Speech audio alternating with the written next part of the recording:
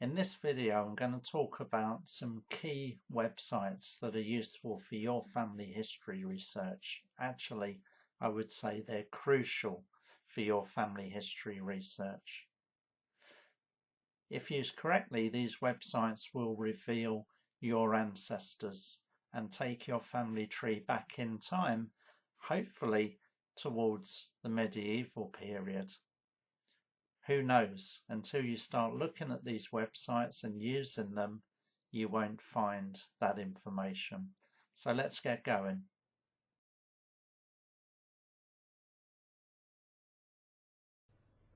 So the second website I want to introduce you to is PRONI, the Public Record Office of Northern Ireland.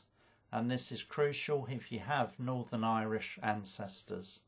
It has many user guides online, will calendars from 1858 to 1965, the 1912 Ulster Covenant, and also many 19th century street directories.